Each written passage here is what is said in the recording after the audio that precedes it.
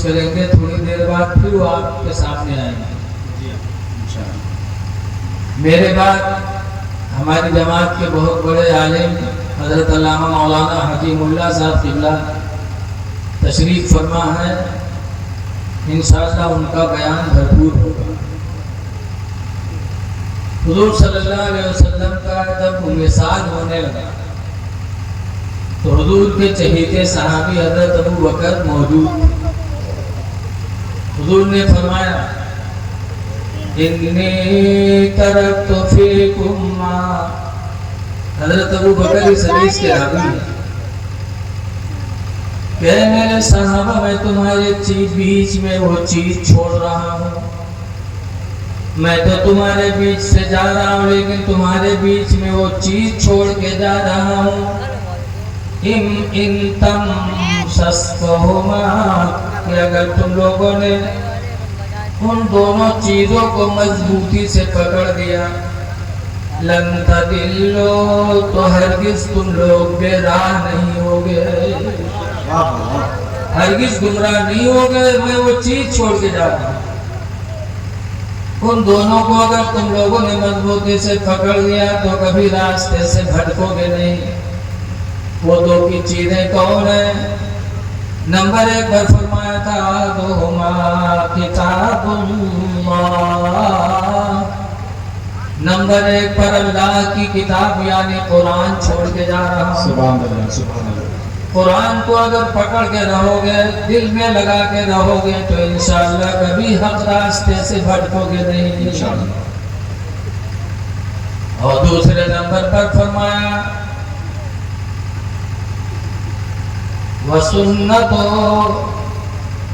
وسنتی، اور اپنی سنت چھوڑ کے جا رہا ہوں۔ اور ایک روایت میں بڑی تورت ہے، اور اپنا گھر چھوڑ کے جا رہا ہوں، اپنے گھر والوں کہ اللہ کی کتاب چھوڑ کے جا رہا ہوں اور اپنا خاندان چھوڑ کے جا رہا ہوں۔ اہل بیت کو، اہل بیت کا دامن اگر آپ نے تھام لیا، قرآن کو مضبوطی سے پکڑ لیا تو کبھی راستے سے بھٹکو گے نہیں۔ تو وہ کام حافظ نور الدین صاحب نے کیا کہ آپ کی بستی کے بچے کو، بستی نیپال کا لیکن آپ باہر کا، لیکن انہوں نے قرآن کی تعلیم دی۔ آج قرآن لوگ نہیں پڑھتے پڑھاتے، سوچتے ہیں اب ہم جوان ہو گئے کیا پڑھیں۔ 4 سال پہلے کی بات بتا رہا ہوں، بمبئی اگری پاڑا میں ایک سیٹھ تھے نثار، 94 سال کی عمر ہو گئی تھی اور قرآن انہوں نے نہیں پڑھا تھا۔ اللہ نے دل میں ڈالا تو 94 سال کی عمر میں انہوں نے مسجد کے امام سے ٹیوشن پڑھنا شروع کیا اور الحمدللہ 2 سال میں وہ قرآن پڑھ گئے۔ سبحان اللہ سبحان اللہ۔ تو کیا آپ جوان ہو کے نہیں پڑھ سکتے؟ نہیں پڑھے ہیں؟ سب سے بہتر ہمیں تم میں ہے کون؟ ہم تو تم کا سمجھے جاتے جو ہم پردھانی جیت جاتے، وہ سب سے بڑھیا ہے۔ بولو، جس کی دکان اچھی چلنے لگے وہ بڑھیا ہے، جس کی سرکاری نوکری ہو جائے وہ بڑھیا ہے، یا جتنی گورہار ہوئے تو وہ بڑھیا ہے۔ بولو، لیکن اللہ کے رسول نے کس کو بڑھیا کہا؟ حضور فرماتے خیرکم من تعلم القرآن وعلمہ، تم میں سب سے بہتر وہی ہے جو قرآن پڑھے اور دوسرے کو پڑھا دے۔ سبحان اللہ سبحان اللہ۔ جو پڑھائے وہ بھی بہتر اور جو پڑھے وہ بھی بہتر۔ لہذا لڑکا پڑھاؤ باپ نہ پڑھاؤ تو لڑکا باپ سے پڑھ لے، اور باپ نہ پڑھ، لڑکا نہ پڑھاؤ باپ پڑھاؤ تو لڑکا باپ سے پڑھ لے۔ ایسے شوہر نہ پڑھا ہو تو بیوی سے پڑھ لے، بیوی پڑھی ہو، اور بیوی نہ پڑھی ہو شوہر پڑھا تو شوہر سے پڑھ لے۔ بولو، قرآن پڑھو۔ اگر قرآن کو تم نے پڑھنا جاری رکھا تو رسول اللہ کا وعدہ ہے تم کبھی راہ حق سے بھٹکو گے نہیں۔ ایک آدمی کی شادی ہوئی اور کہ بیوی رخصت ہو کے آئی تو جب وہ پہلی رات منانے کے لیے بیوی کے کمرے میں گیا تو رسگلہ وغیرہ لے کے پہنچا، یہی سب ہوتا ہے پہلی رات میں۔ تو جب وہاں سلام کی تو بیوی نے سلام کا جواب تو دے دیا، لیکن پہلا سوال اس نے کیا کہ کچھ پڑھے بڑھے ہو؟ جب پوچھا کچھ پڑھے ہو؟ آج کل کے میرے تو پوچھتے ہیں روپیہ کتنا روپیہ تمہارے کھاتا میں کتنا روپیہ، تمہارے نام میں زمین ومین ہے کہ نہیں؟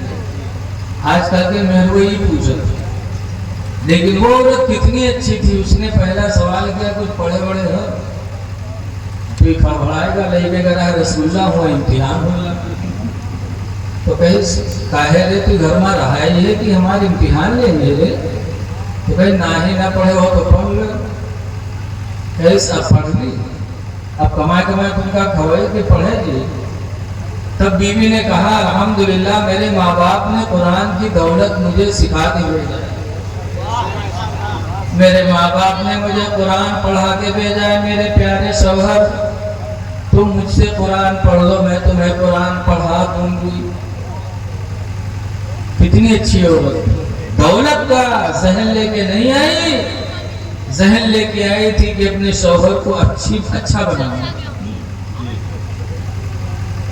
تو کچھ نہیں بولا، دوسری رات جب پھر گئے تو پھر عورت کیا کہے گا کہ پڑھ لے رے، پڑھ لے، اس سے اچھا موقع نہ پڑھیے رے، پڑھ لے۔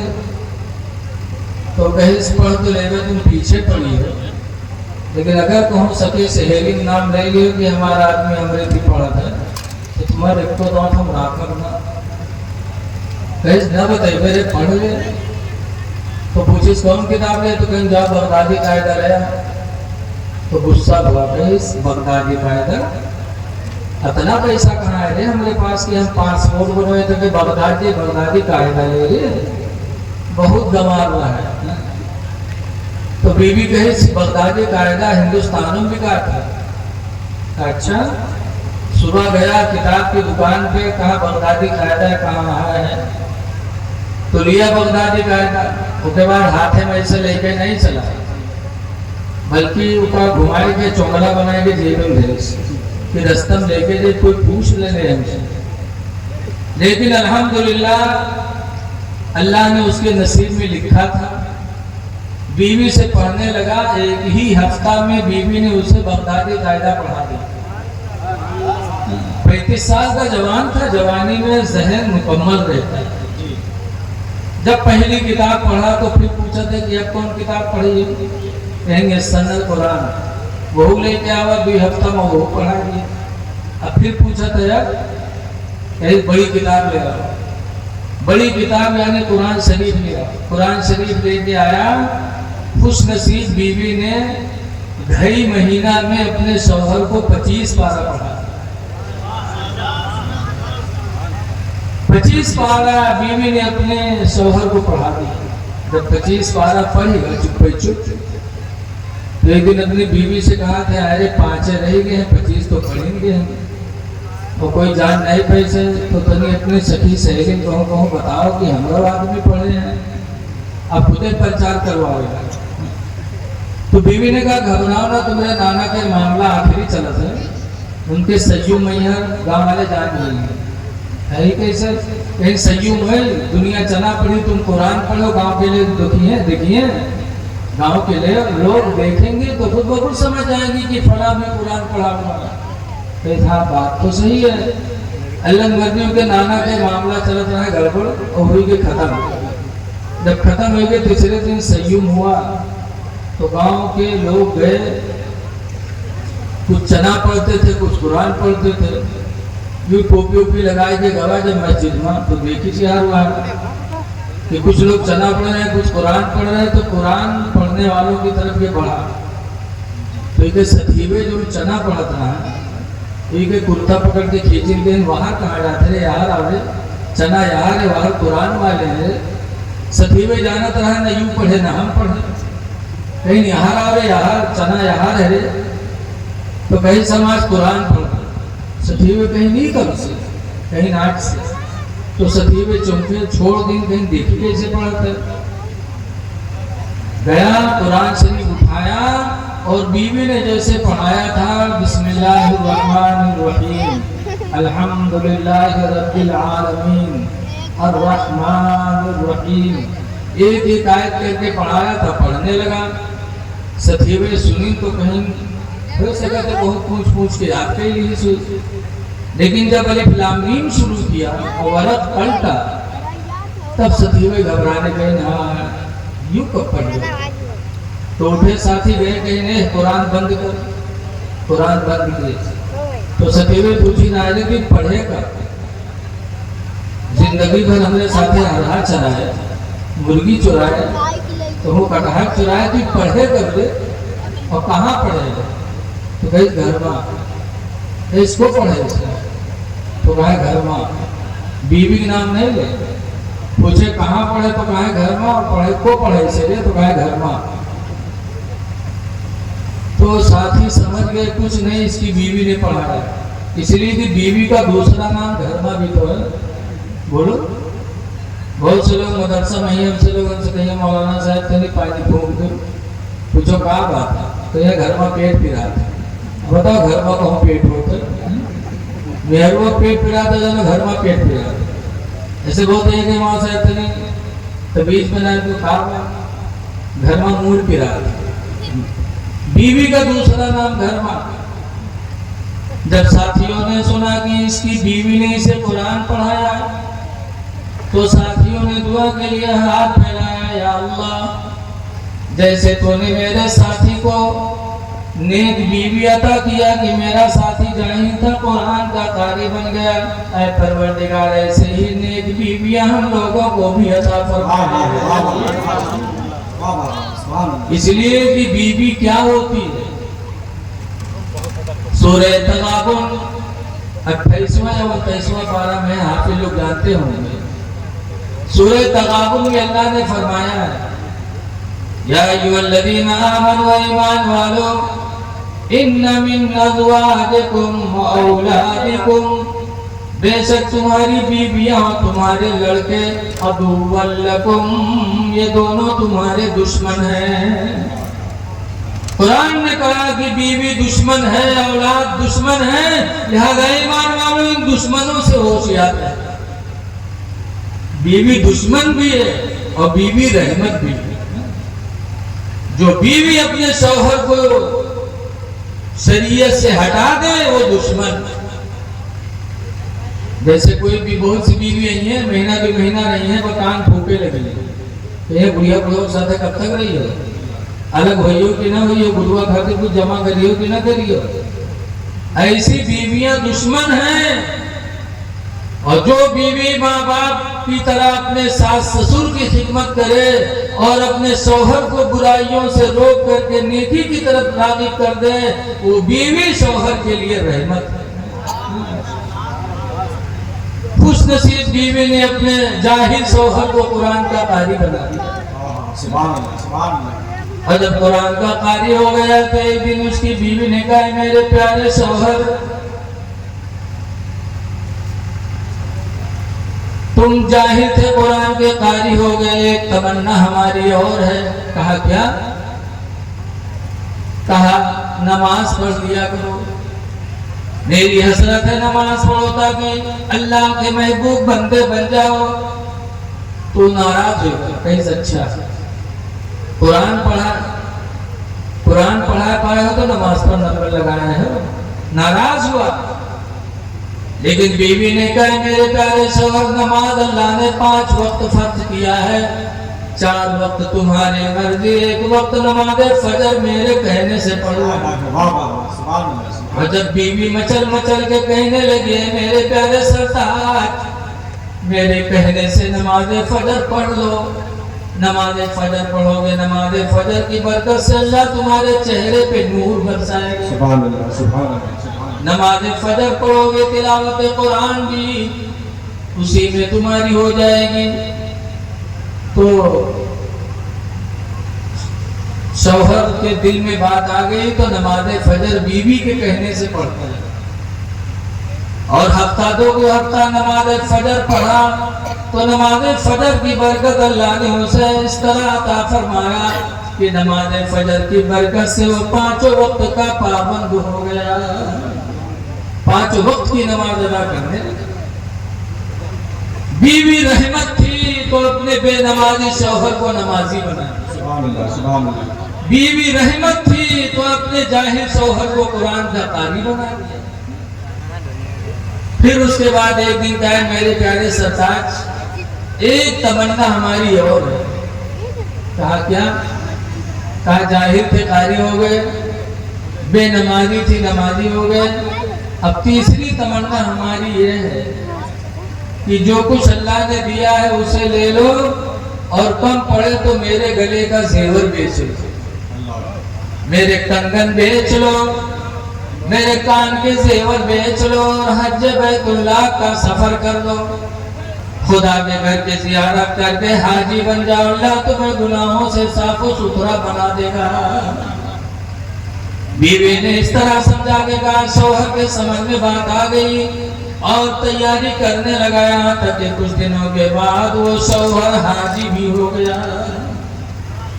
तो जब बीवी नेक होती है तो शौहर को नेक बना देती है। बेशक बेशक। इसलिए लोगों, जब उसने जवानी में अपनी बीवी से कुरान पढ़ दिया, तो अगर आप ना पढ़े हो तो मस्जिद के इमाम से पढ़ लेना, ये कितनी अहम बात है जी। न पढ़े हो तो न सोचो कि 35 साल के क्या पढ़े, पढ़ लो, ये बहुत बड़ी रहमत है। इसलिए कि हजरत अली शेर खुदा इमाम हुसैन के अब्बा हजरत अली एक दिन जा रहे थे, उनके साथ एक सहाबी थे जिनका नाम है कुमैर। चलते चलते कब्रिस्तान से गुजर हुआ तो हजरत अली ने कब्र वालों से कहा, ऐ कब्रिस्तान वालों, खैरियत बताओ, अपनी खैरियत सुनाओ। मेरी खैरियत तो ये है, हजरत अली फरमाते हैं, कब्रिस्तान वालों मेरी खैरियत तो ये है कि तुम्हारे मरने के बाद तुम्हारे माल को वारिसों ने बांट लिया, तुम्हारे माल को वारिसों ने बांट लिया। आज आदमी कमा कमा के जायदाद जमा करता है, हराम हलाल नहीं देता, और मरने के बाद कौन लेता है? वारिस लोग। तो हजरत अली फरमाते हैं, कब्रिस्तान वालों मेरी खैरियत तो यह है कि तुम्हारे मरने के बाद तुम्हारा माल वारिसों ने बांट लिया और तुम्हारे बच्चे यतीम हो गए और तुम्हारी बीवियों ने दूसरा निकाह कर दिया। ये मेरी खैरियत है, अब तुम अपनी खैरियत सुनाओ। थोड़ी देर खड़े रहे हजरत अली शेर खुदा, फिर अपने साथी कुमैन से कहते हैं, कुमैन साहबी, अगर इन मुर्दों को अल्लाह बोलने की ताकत दे देता तो जवाब में ये यही कहते कि अल्लाह के शेर, कब्र अमलों का संदूक है, कब्र आमाल का संदूक है। जिसने आमाल का जखीरा कब्र में लेके कदम रखा वो कामयाब है, और जिसके कब्र में आमाल नहीं होंगे वो कब्र उसके लिए अजाब का गढ़ा हो। इसलिए लोगों, कुरान पढ़ो, अपने बच्चों को पढ़ाओ। माशाअल्लाह जो बच्चा कुरान पढ़ा, आप सब सवाब के हकदार हैं, इसलिए कि आपके गांव में बच्चे ने कुरान पढ़ा है। ये महीना मुहर्रमुल हराम का है, हसन हुसैन की यादगार का महीना। बोलो, हसन हुसैन। एक मर्तबा हजरत फातिमा ज़हरा रज़ी अल्लाह तआला अन्हा अपने दोनों लड़कों को पकड़ा, हसन और हुसैन, और हुजूर के पास लेके आए। कहने लगी, अब्बा अपने इन दोनों नवासों को कुछ दे दो, अपने इन दोनों नवासों को कुछ। बोलो, नवासा जानते हो ना, नाती, अपने दोनों नवासों को कुछ दे दो। तो आजकल अगर नाती नाना से मांगता है तो नाना क्या देते हैं? दुकान पर गए, बिठो टाफी लेके पकड़ाए नहीं। बोलो, यही तो देते हैं। बहुत हुआ तो 10 रुपया दे दी, और बहुत बड़े सखी नाना अगर भय तो बीघा 2 बीघा जमीन दे दी। لیکن رسول اللہ کے ناتھیوں کے بارے میں جب کہا گیا کہ اللہ کے رسول یہ حسن حسین آپ کے نواز ہیں کچھ دے دو، تو حضور نے فرمایا فاطمہ میں نے اپنے حسن کو اپنا علم عطا فرمایا اور حسین کو میں نے اپنی بہادری عطا فرمایا۔ نعرے تکبیر، نعرے رسالت، ذکر شہدائے کرب ولا، حضرت علامہ رفیق عالم صاحب قبلہ، سبحان اللہ سبحان اللہ۔ حضور نے اپنے نواسوں کو زمین نہیں دیا، مکان نہیں دیا، کوئی دکان خرید کر نہیں دیا، رسول اللہ نے اپنے نواسوں کو کیا دیا؟ فرماتے ہیں حسن کو میں نے اپنا علم عطا کیا اور حسین کو میں نے اپنی بہادری دی۔ سبحان اللہ۔ اچھا بتاؤ کوئی اپنا علم کسی کو دے سکتا ہے؟ بولو بھائی، نہیں دے سکتا ہے، لیکن اللہ والوں کی شان ہے کہ وہ اپنا علم بھی دوسرے کو دے دے۔ جیسے بمبئی میں ایک مزار ہے ماہم شریف کی، ذرا سیٹی ہمارے دے دیجیے، بمبئی سے میں گیا ہے کوئی ہے؟ ارے بمبئی ایک ایسا شہر ہے ہندوستان کا جہاں ہر گاؤں ہر شہر کا کوئی نہ کوئی ہے۔ تو بمبئی میں ایک جگہ ہے ماہم شریف، وہاں ایک مزار ہے حضرت مخدوم صاحب، مخدوم کا نام تھا عبداللہ۔ ایسے زمانے میں بمبئی میں پیدا ہوئے جس زمانے میں بمبئی کے اندر کوئی قرآن پڑھانے والا نہیں تھا اور یتیم تھے، باپ نہیں تھے۔ تو عبداللہ نے اپنی ماں سے ایک دن کہا ماں میں قرآن پڑھنا چاہتا ہوں۔ ماں نے کہا بیٹا عبداللہ جانتے ہو بمبئی میں کوئی قرآن پڑھانے والا نہیں ہے، جب اللہ چاہے گا کوئی آئے گا تو پڑھ لینا۔ کہا اماں اگر بمبئی میں کوئی قرآن پڑھانے والا نہیں تو باہر بھیج دو۔ کیا بڑے پیر غوث پاک کی ماں نے غوث پاک کو باہر نہیں بھیجا تھا؟ آپ مجھے بھی بھیج دو۔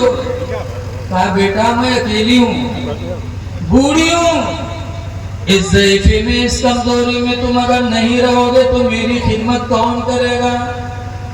اس لیے بیٹا میں تمہیں باہر نہیں بھیج سکتی، اللہ چاہے گا تو اپنی قدرت سے کوئی استاذ تمہارے لیے بمبئی میں بھیجے گا۔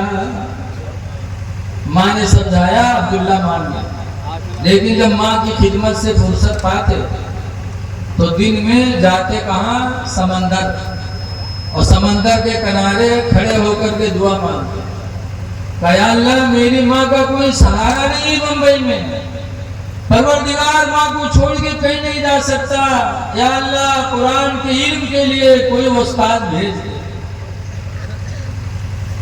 فرحان بھائی تھوڑا سا قرآن پڑھانے والا کوئی بھیج دے۔ جاتے تھے دعا مانگ کے چلے آتے تھے، ہفتہ گزر گیا دعا مانگتے مانگتے، ایک دن گئے تو دیکھا کہ حضرت خضر علیہ السلام جو نبی بھی ہیں بعض لوگ کہتے ہیں ولی، حضرت خضر علیہ السلام تشریف فرما تھے۔ گئے عبداللہ سلام کیا، حضرت خضر کہتے بیٹا تم روزانہ یہاں آتے ہو؟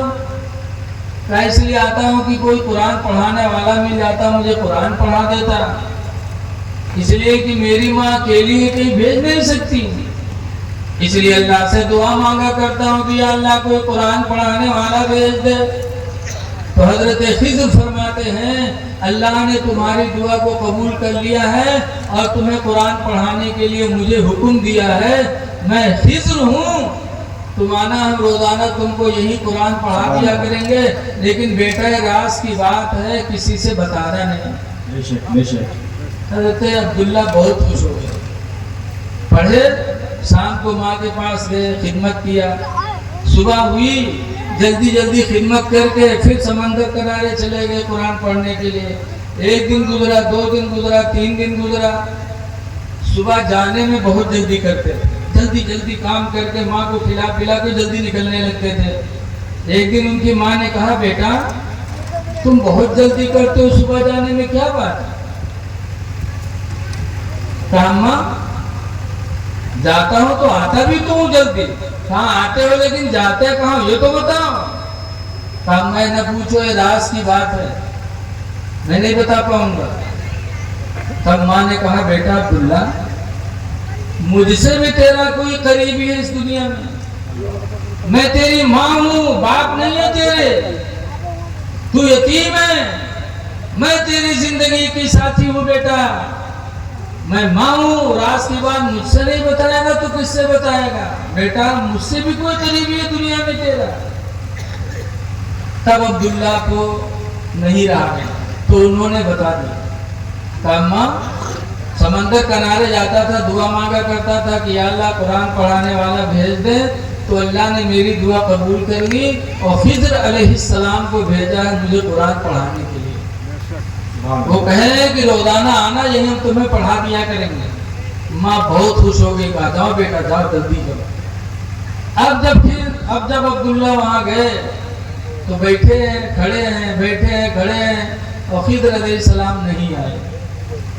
तब अब्दुल्ला बहुत रो गए, कहा मना किया था कि राज की बात न बताना, माँ की मोहब्बत में बता दिया, नाराज हो गई, अब नहीं आएंगे, अब कुरान हम कैसे पढ़ेंगे। शाम को आए तो माँ के कदमों में गिरे, रोने लगे। कहा अब्दुल्ला क्या हुआ बेटा।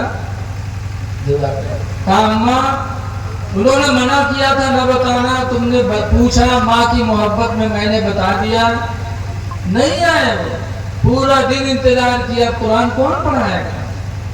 माँ ने कहा बेटा घबराओ नहीं, उस्ताद को इख्तियार है, जब चाहे दरसगाह में बैठे, जब चाहे न बैठे।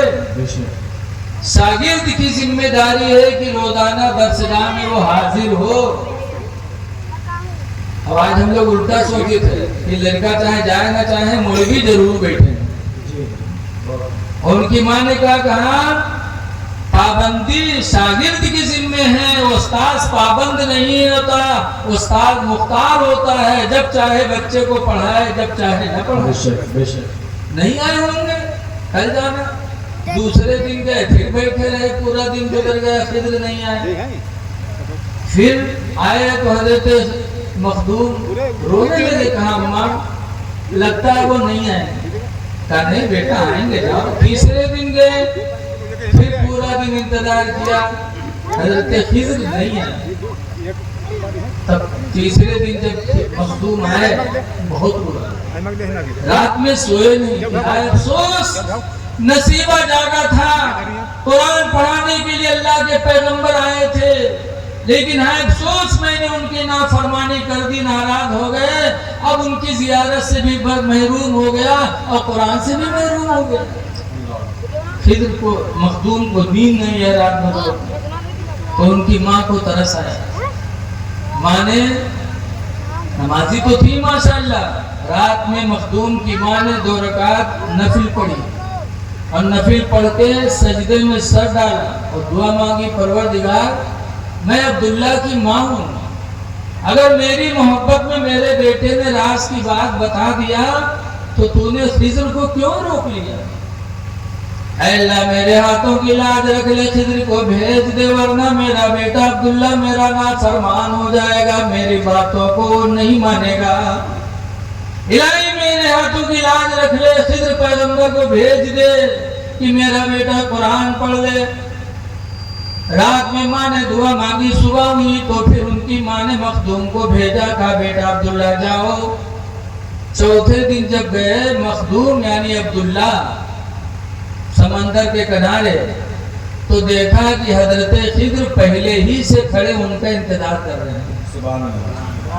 जब गए तो हजरत खिज़र मुस्कुराए और मुस्कुरा के फरमाते हैं अब्दुल्ला नहीं माने तुम, अपनी माँ को बता ही दिया राज की बात।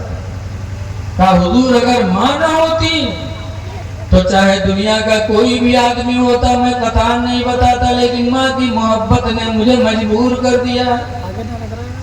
तो खिज़र मुस्कुरा के फरमाते अब्दुल्ला अगर तूने माँ की मोहब्बत में राज की बात बता दी तो तू सुन ले कि तेरी माँ की दुआ को भी खुदा ने कबूल फरमा लिया। और अल्लाह ने फरमाया जाओ, बार बार बुलाने की ضرورت نہیں ہے، آؤ عبداللہ روزانہ تمہیں آنا نہیں پڑے گا، آؤ میں تمہیں سینے سے لگا کے قرآن تمہارے سینے میں اڑیل دیتا ہوں۔ سبحان اللہ سبحان اللہ۔ حضرت خضر پیغمبر نے عبداللہ کو اپنے سینے سے لگایا اور سینے سے جب چھوڑا تو عبداللہ کے سینے میں پورا قرآن محفوظ ہو گیا۔ نعرہ تکبیر، نعرہ رسالت، علماء اہل سنت، مسلک اعلی حضرت۔ عبداللہ حافظ قرآن ہو گئے، بے شک آئے اماں کے قدموں کو بوسا دیا۔ سبحان اللہ۔ آج لوگ پیر صاحب کے قدم چومت ہیں، ابا اماں کے قدم بوسے نہیں کرتا۔ ارے پیر کے بعد میں چوموں، پہلے ماں باپ کے قدموں کو بوسا، اس لیے کہ ماں کے قدموں کے نیچے جنت ہے نا۔ کہا ماں اللہ کا شکر ہے کہ آج حضرت خضر نے مجھے سینے سے لگا کے حافظ قرآن بنا۔ اے لوگوں پتہ چلا یہ اللہ والوں ہی کی شان ہے کہ جس کو جو چاہے علم عطا فرمائے۔ سبحان اللہ، بے شک بے شک۔ تو حضور نے حسن کو اپنا علم دیا، حسین کو اپنی بہادری دی۔ جو چیز کوئی نہیں دے سکتا وہ رسول اللہ نے عطا فرمائی۔ اسی لیے ثابت ہوا کہ حضور سے مانگنا شرک نہیں ہے۔ اگر مانگنا شرک ہوتا تو حضرت فاطمہ اپنے حسن حسین کے لیے حضور سے نہ مانگتے، اور مانگا تھا اگر منع ہوتا تو حضور ڈانٹ دیتے فاطمہ کو کہ فاطمہ مجھ سے کیوں مانگ رہی ہو، خدا سے مانگو، لیکن مانگا رسول اللہ نے عطا کیا۔ پتہ چلا نبی سے مانگنا اہل بیت کی عادت ہے۔ اعلیٰ حضرت امام اہل سنت اسی لیے فرماتے ہیں کہ مانگیں گے مانگے جائیں گے، منہ مانگی پائیں گے۔ مانگیں گے مانگے جائیں گے، منہ مانگی پائیں گے، اور سرکار میں نہ لا ہے نہ حاجت اگر کی ہے۔ بے شک بے شک بے شک۔ سرکار نے امام حسن کے بارے میں کیا فرمایا؟ ایک دن سرکار خطبہ پڑھ رہے تھے اور خطبہ پڑھ رہے تھے کہ حسن گئے، تو حضور نے حسن کو خطبہ چھوڑ دیا اور حسن کو اٹھا کر اپنے بغل میں منبر پہ بٹھالا، اور سرکار نے فرمایا اے لوگوں سن لو، میرا یہ بیٹا حسن دو مسلمانوں کے بیچ میں صلح کرائے۔ میرا یہ بیٹا ہے نا کہ دو مسلمانوں میں جب گروپ ہو جائیں گے، مسلمان بٹ جائیں گے، تو دو بٹے ہوئے گروہوں میں میرا بیٹا حسن صلح کرائے گا۔ یہ رسول اللہ نے فرمایا، اور یہی ہوا کہ حضور کے وصال کے بعد جب حضرت علی اور حضرت امیر معاویہ کا زمانہ آیا تو مسلمانوں میں دو گروپ ہو گئے، کچھ لوگ حضرت علی کے ساتھی بن گئے اور کچھ لوگ حضرت امیر معاویہ کے ساتھی بن گئے۔ مسلمانوں میں پھوٹ پیدا ہو گئی، یہاں تک کہ حضرت علی کا جب انتقال ہو گیا اور حضرت علی کے بعد امام حسن جب ان کی گدی پہ بیٹھے، حضرت علی کے گدی پہ جب امام حسن بیٹھے تو کتنے دن بیٹھے؟ آپ لوگ بھاگو نا یار، ہم لوگ بہت دور سے آئے ہیں، تو سن کے جاؤ۔ آپ اگر اس طرح بھاگیں گے تو آپ کا پروگرام کیسے کرنا ہے؟ کوئی فارسی نہیں بول رہا ہوں، میں آپ کو سمجھانے کے لیے کوشش کر رہا ہوں کہ کچھ باتیں آپ دین کی سمجھ لیں۔ جب مسلمانوں میں دو گروپ ہوئے، حضرت علی کا انتقال ہو گیا، حضرت علی کے گدی پہ جب امام حسن بیٹھے تو 6 مہینہ تک بیٹھے، اور 6 مہینے کے بعد امام حسن نے اپنی خلافت حضرت امیر معاویہ کو واپس کر دیا۔ کہا میں خلافت میں کوئی مزہ نہیں پاتا، اس لیے میں آپ کو یہ عہدہ دیتا ہوں۔ حضرت امیر معاویہ سے امام حسن نے صلح کر دیا اور مسلمانوں میں جو پھوٹ پیدا ہو گئی تھی اس کو امام حسن نے جوڑ دیا۔ کیوں یہ کام کیا؟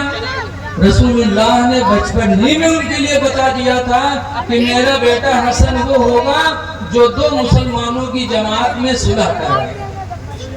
ऐ हसन से मोहब्बत करने वाले लोगों, आज गांव-गांव में पार्टी बंदी है, खानदान नहीं है।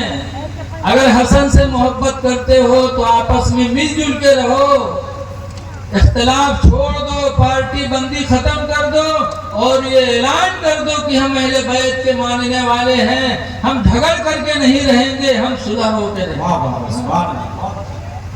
आपस में इख्तिलाफ न करो, सब्र करो। यही इमाम हसन है कि इनको जहर दिया गया, इतने अच्छे और जहर दे दिया गया।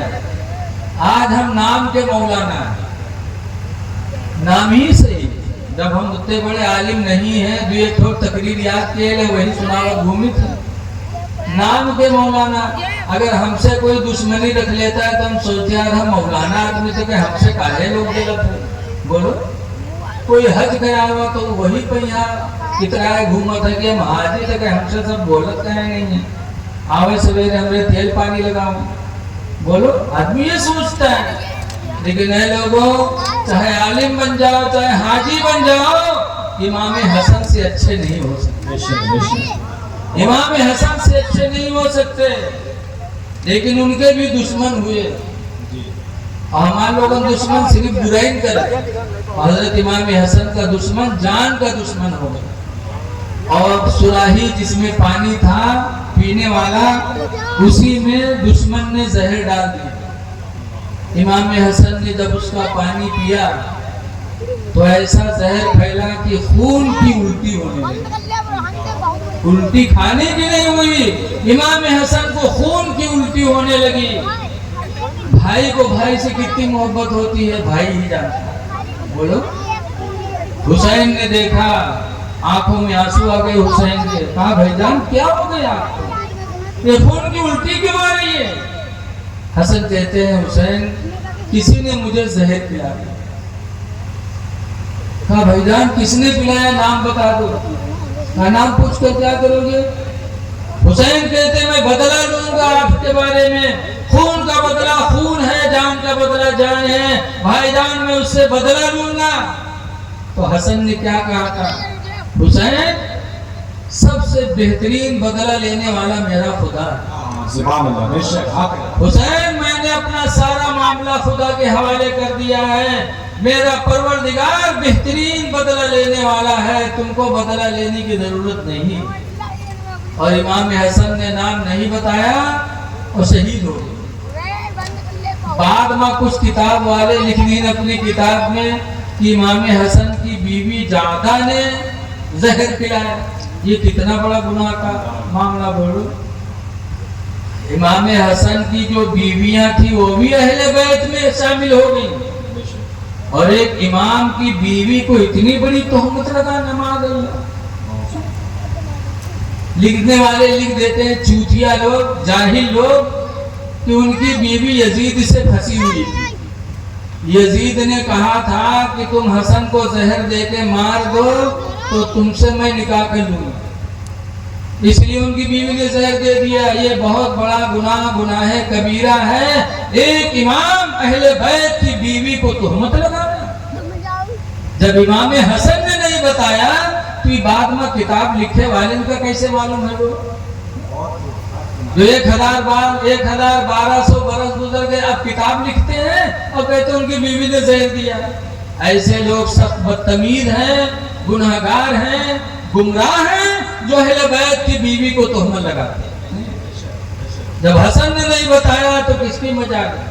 जब हुसैन नहीं जान पाए तो बाद में लोगों को कैसे मालूम? और एक बात और सुन लो, भाई के दिल में भाई की कितनी मोहब्बत होती है। हुसैन ने कहा था भाईजान नाम बता दो, मैं बदला लूंगा। इसलिए लोगों अपने भाइयों से मोहब्बत करो। अल्लाह फरमाता है सना शुद्ध आदूदका भी अखीका, ऐ मेरे बंदे मैंने तेरे बाजू को तेरा भाई पैदा करके ताकत अता फरमाई है। अल्लाह कहता सना शुद्ध आदूदका, میں نے تیرے بازو کو طاقت بخشی بیاخی کا تیرا بھائی پیدا کر کے. آج دنیا میں اگر 5-6 بھائی ہوتے ہیں کسی گاؤں میں تو لوگ ان سے لڑتے نہیں ہیں جلدی کہ ان سے لڑائی کری ہو تو 5 بھائی میں لاٹھی لے کے آئیں گے. بولو 10 بھائی ہیں تو کوئی نہیں بولتا. ہمارے نیپال روبیڈیہا بارڈر پہ ایک گاؤں ہے رنجیتوا, ہمارے کبڑیا برادری کے ایک ملا جی ہیں, ان کے 18 لڑکا. کتنے لڑکے؟ تو گاؤں میں کوئی ملا سے نہیں بول رہا تھا, کہتے ملوا سے نہ باجھرے نہیں تو 18 لاٹھی گیوں کے لنگ سے دے. ملا بہت شان سے رہتے ہیں کہ 18 اولاد ہیں ان کے.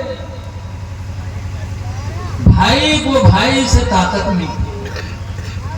اور انہوں نے اپنے بپا کے اکیلے ہوتے, اکے بھائی اکیلے کوئی نہیں. تو کا گاؤں میں یہاں کون عزت ملے تھے, جو کوئی پاؤ تھے وہی تھپڑی آتے تھے. کہتی کا مارو کا کب بولے والا ہے, آگے پیچھے کوئی ہے ہی نہیں, چاہے جب مار دو چاہے جب گالی دے. اس لیے لوگوں اگر بھائی تمہارا ہے کوئی تو بھائی کے ساتھ اچھا سلوک کرو. اس لیے کہ اللہ فرماتا ہے تیرا بھائی پیدا کر کے ہم نے تجھے طاقتور بنا دیا. لیکن افسوس ہے کہ لوگ آج بھائی کے دشمن ہو جاتے بیوی کے کہنے پر. بیوی کے کہنے پر بھائی کے دشمن. اور عورتیں آج کل کیسی ہوتی ہیں اللہ رحم کرے. صبح ہوئی تو آدمی کے یہاں باسی کھانا کھوائی کے پٹھے دیں جاؤ گنا کھاتا ہو, بعد میں اپنا کا تازہ کھانا بنائیے تاکہ کھائیے تاکہ محلم گھوم گھوم پنچایت کے لیے ہنسیے کے لیے. اور جب شام ہوئی تو جانیے کہ ہمارا آدمی آوے والا ہے, وہ بس منہ کپا نہ پھلا گھر میں بیٹھ گئے. اب وہ جب شام کے نرہا ترسا لوٹی تو نہ ابا دیکھی نہ اماں کا دیکھی. وہ ابا اماں جس کے بارے میں نبی فرماتے ہیں من نظر وجہ الوالدین نظرۃ الرحمہ, جس نے اپنے ماں باپ کا چہرہ رحمت کی نگاہوں سے دیکھا فَكَتَبَ اللَّهُ لَهُ حَجَّةً مَبْرُورًا فَكَتَبَ اللَّهُ بِكُلِّ نَظْرَةٍ حَجَّةً مَبْرُورًا. تو اللہ تعالیٰ ہر نظر کے بدلے میں اس کے لیے حج مقبول کا ثواب لکھے گا. نعرہ تکبیر, نعرہ رسالت, عظمت والدین حضرت علامہ رفیق عالم صاحب قبلہ. ہر نظر رحمت کے بدلے میں حج مقبول کا ثواب. آج ہم لوگ حج کرتے ہیں لیکن کسی کو دعویٰ نہیں ہو سکتا کہ میرا حج قبول ہو گیا. بولو. ہاں حضور نے کچھ نشانیاں بتائی ہیں کہ اگر حاجی حج کرنے کے بعد آئے اور اس کی نمازیں نہ چھوٹیں, کسی پر غلط نگاہ نہ ڈالے, کسی کا مال ہڑپ نہ کرے, تو نبی فرماتے ہیں یہ نشانیاں ہیں اس کے حج کے قبول ہونے.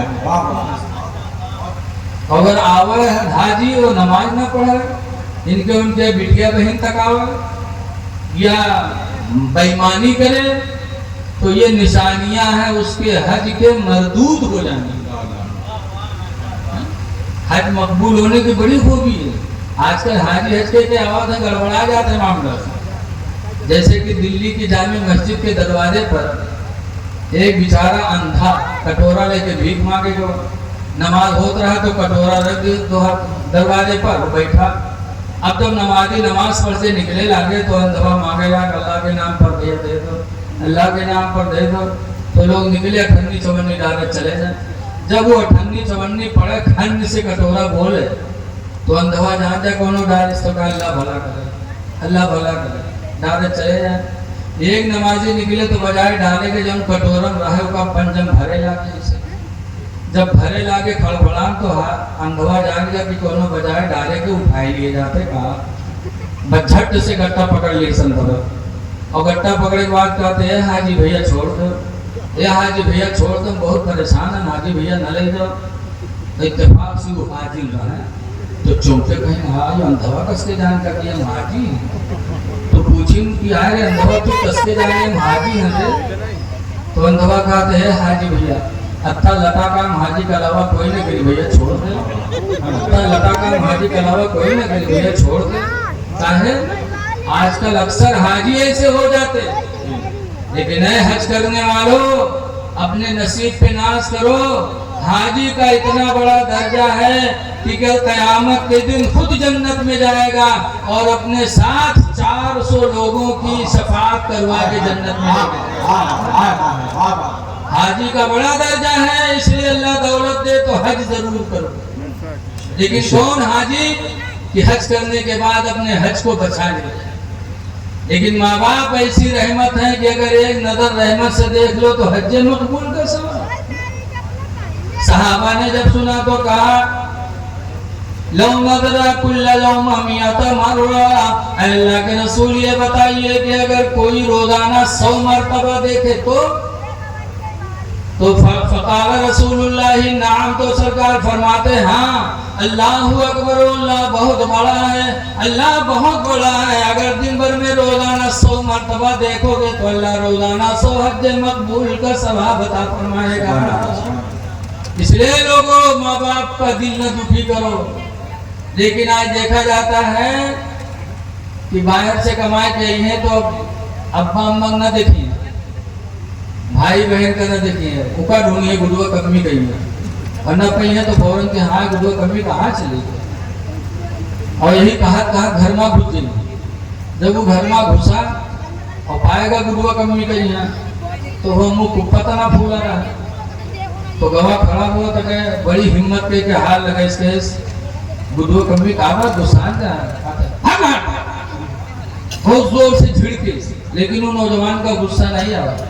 کہیں کہا بات کاہے غصہ میں، کہیں سن یا تو اپنے بھائیوا کا لے کرو یا ہم کا لے کرو، کہیں کاہے، کہیں تو بھائیوا ہم کا گالی دی سے، یا تو بھائیوا لے کرو ہم کا لے کرو، گالی دی سے لاؤ لاٹھی کہاں ہے؟ اب دن بھر کرنا کاٹے سے شام کے چڑیلی لاٹھی پکڑائے گی۔ اب چڑیلی کے چکر میں آج کا نوجوان اپنے بھائی پہ لاٹھی چلا رہا ہے۔ اے لاٹھی چلانے والے بھائی پر چڑیلنگ بیوی کی چکر میں اللہ کا فرمان سن لو، اللہ کہتا ہے سنشد عضدک باخیک، ہم نے تجھے تیرے بھائی سے طاقت بخشی ہے، اس لیے بیوی کے چکر میں آگے بھائی پہ لاٹھی نہ چلاؤ۔ نبی فرماتے لا یؤمن احدکم، تم میں کا کوئی ایمان والا نہیں ہو سکتا حتی یحب لاخیہ ما یحب لنفسہ، یہاں تک کہ اپنے بھائی کے لیے وہی پسند کرے جو اپنے لیے پسند کرے۔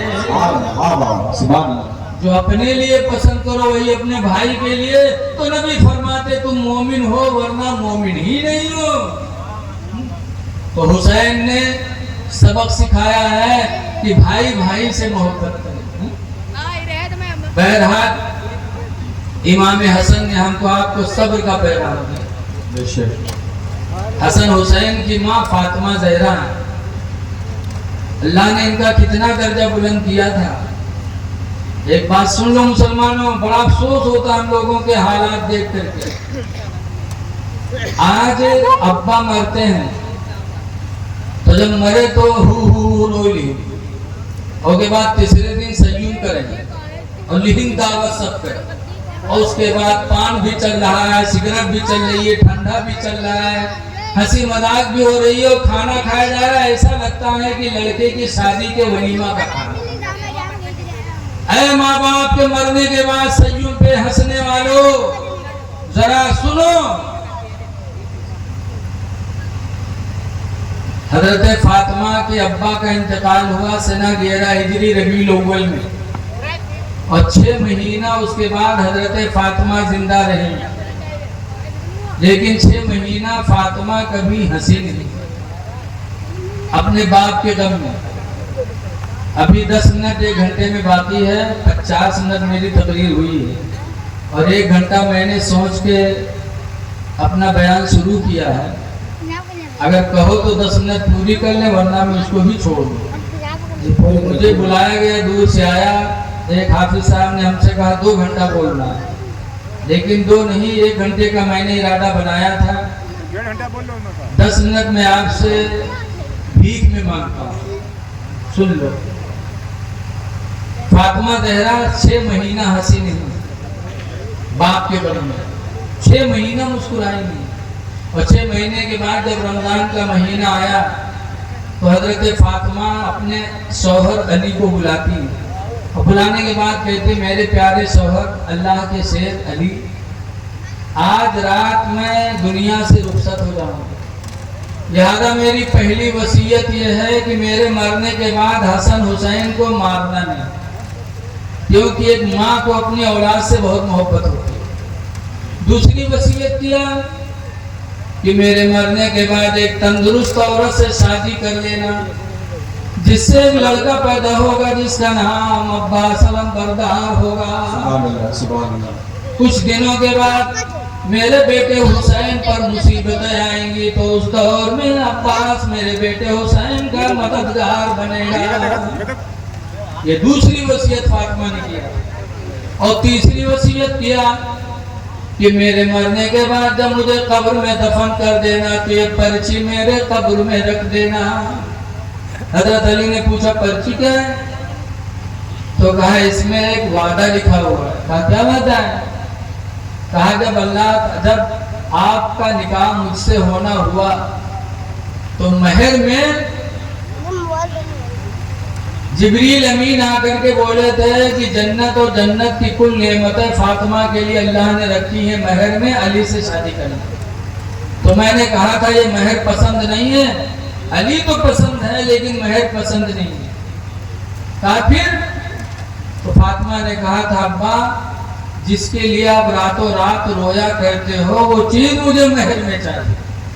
کس کے لیے سرکار روتے تھے؟ اپنی امت کی بخشش کے لیے رویا کرتے تھے۔ تو جب یہ کہا تو جبریل امین ایک پرچی لے کے آئے اور حضور کو دیا۔ اس پرچی میں اللہ نے لکھا تھا، کیا لکھا تھا؟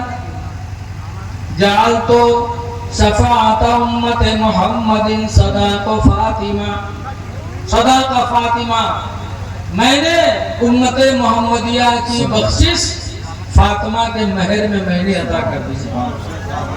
تو کل قیامت کے دن جب میرا کوئی نانا جان، میرے ابا کا کوئی امتی جہنم میں جائے گا تو میں اللہ کو پرچی دکھاؤں گی کہ اللہ میرے ابا کی امت کی بخشش تو نے میرے مہر میں دیا تھا، پھر میرے ابا کا امتی جہنم میں کیسے جا رہا ہے؟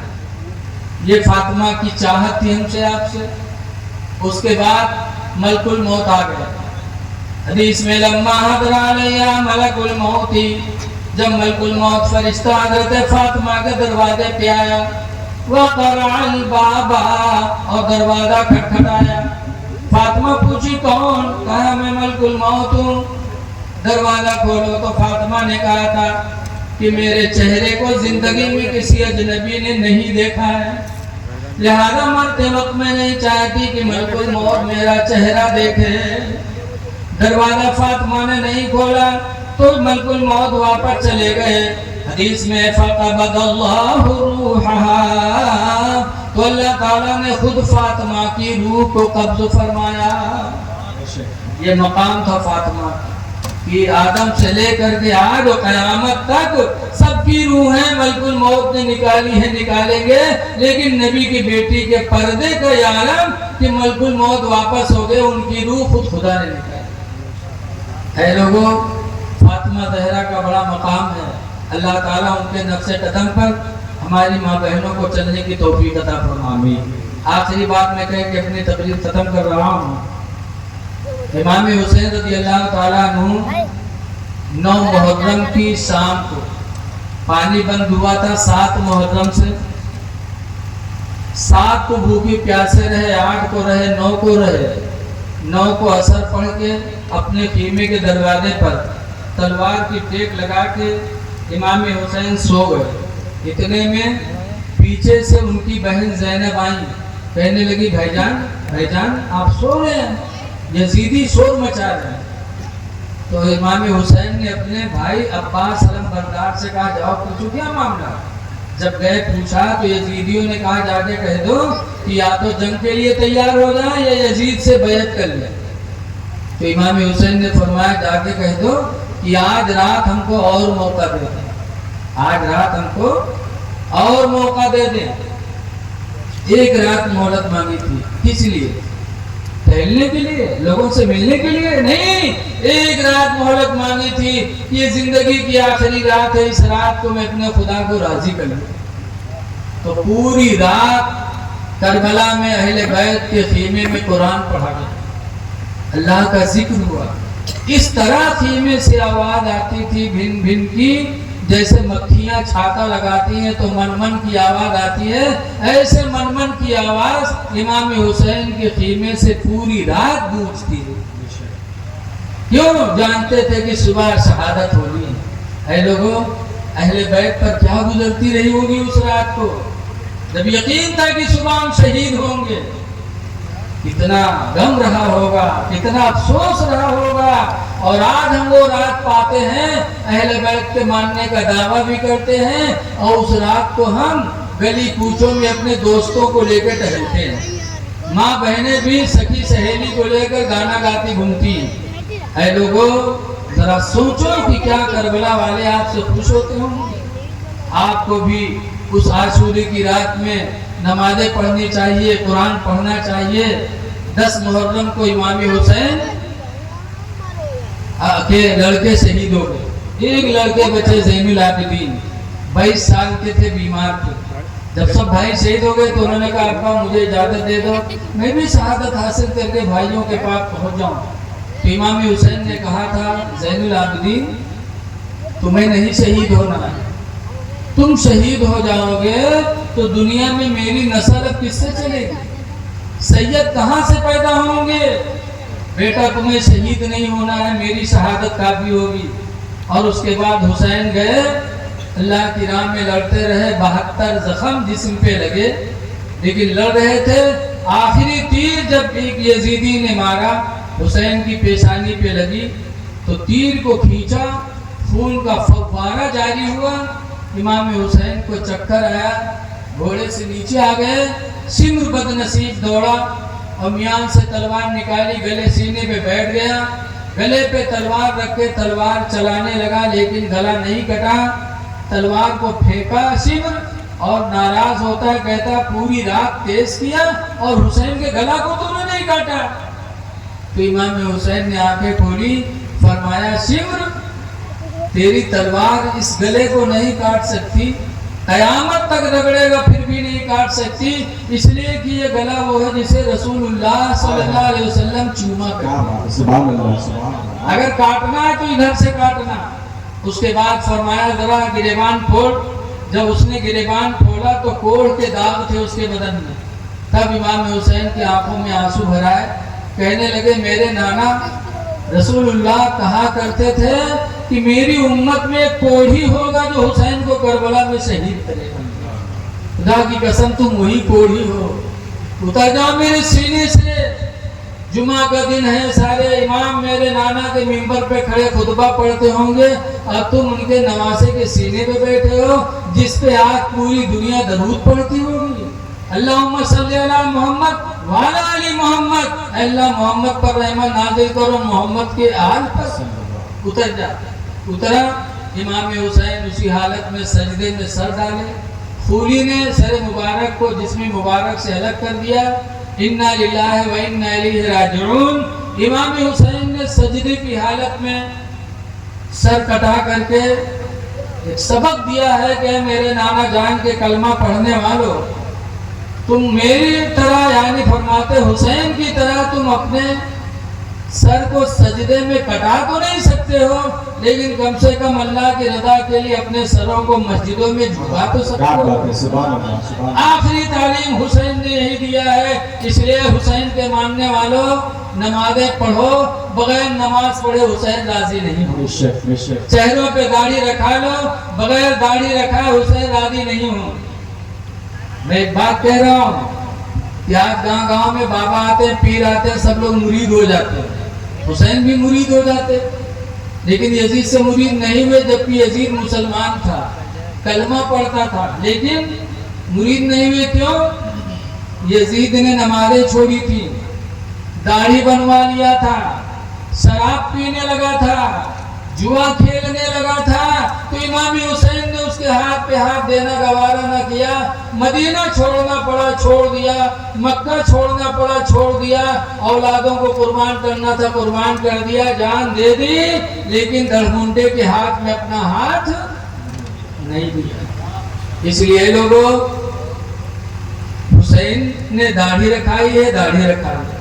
حضرت علی کی تو ایسی داڑھی تھی کہ ان کی داڑھی ہی کو دیکھ کر ایک یہودی ایمان لے آیا تھا، اور آج علی کے ماننے والے یا علی علی کرتے ہو اور داڑھی پھٹافٹ چھلا رہے ہو. نہ علی راضی ہوں گے نہ حسین راضی ہوں گے. نمازیں پڑھو، چہروں پہ داڑھی سجا لو، شراب اور جوا سے اپنے کو دور کر لو، ورنہ دنیا بھی تم پر لعنت کرے گی، اہل بیت بھی لعنت بھیجیں گے، اور آخرت میں عذاب جہنم ہوگا.